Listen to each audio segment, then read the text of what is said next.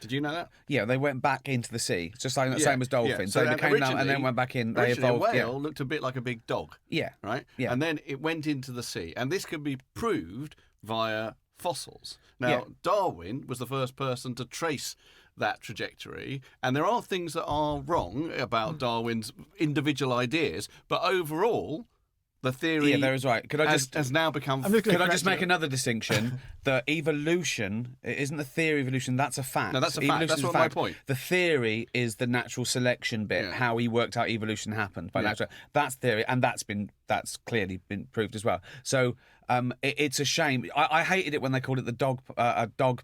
Fuck me. I hated it when they...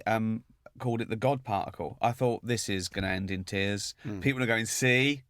See? About the Higgs boson. No, it's no. It was a great physicist, Leon Lederman, very famous physicist, a Nobel Prize winning physicist. And he called it, I think it was the name of his book. I think his publisher just said that'd be a good name for a book, the God particle. Yeah. And so that's where it came from. It was a book publisher. Don't use irony in science. Yeah, but when you said Wales, when you say Wales walks on the earth, you don't of course mean Wales walked on the earth, like these big things. No, you mean the ancestor, the mammalian ancestor. Yeah, whatever.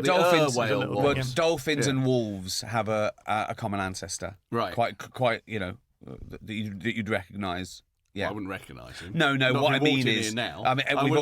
We've all got a common ancestor. So I mean, wolf. the closer cousins than you'd expect. Yeah. They but that does happen a lot. Like a biography of Darwin's just come out by A.M. Wilson, who incidentally you're not supposed to mention that because it's so bad. Is it supposed to be so bad? Well, I haven't read it. It's only one of the worst books ever written about anything. But no. So really, if you're listening to this and you see A.N. Wilson's biography of Darwin, as far as I understand it, it's one of the worst books written about anything. Does not recommend it. Is it? Can I just on that other thing is what you were saying, the theories and we're getting more perfectly well, and that's all we can do, and that's it. It's levels of wrongness, and I think I've heard you just discuss this as well. That there is a difference between saying, well, the Big Bang's just a theory and you can't learn the truth, so it's no better than my theory that a god made it all in 6 days. I go, well, actually it is, okay? So you saying a god made the stars and the universe in Monday, Tuesday, Wednesday, Thursday, Friday, Saturday.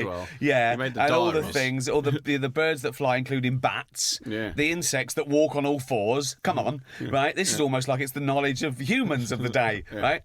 That isn't the same. That isn't the same level of wrongness as the fact that we've mapped back the universe to 14 billion years ago. So the Big Bang is a theory when it first was proposed, and it's back. Actually, you go all the way back to 1918 or something. So when Einstein's theory of relativity was published, general relativity. So it's in there as a prediction that the universe would have begun. It was possible the universe begun very hot and very dense.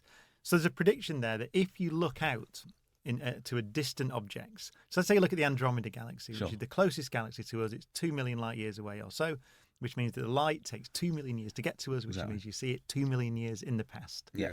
And 4 million light years, and it's 4 million years in the past, and so on. Yeah.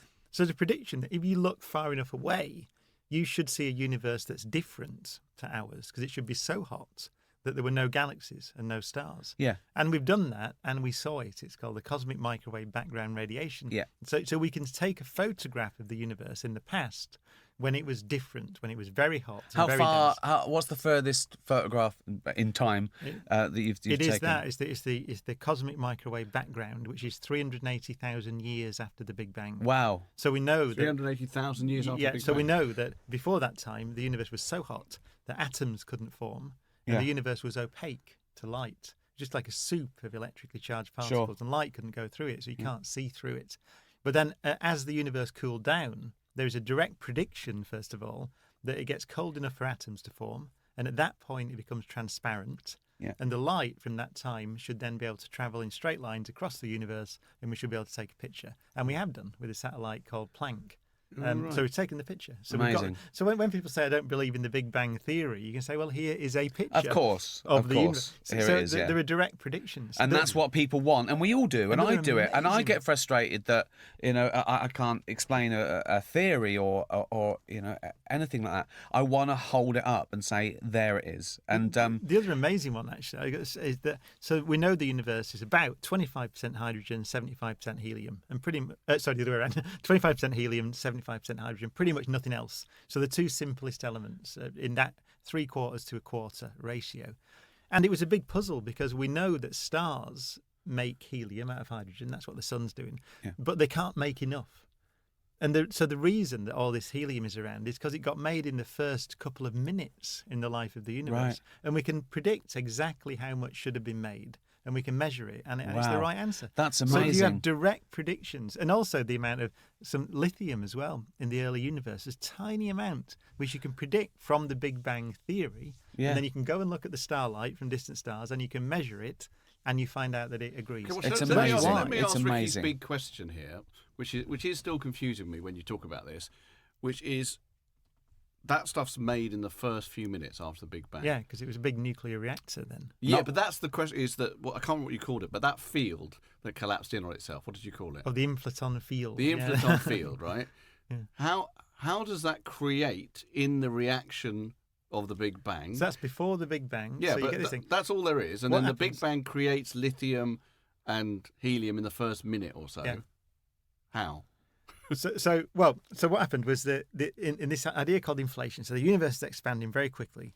This thing sort of draws to a close, and these particles called inflaton particles essentially condense out into space. So it's like almost like ice forming on your window, from water vapor.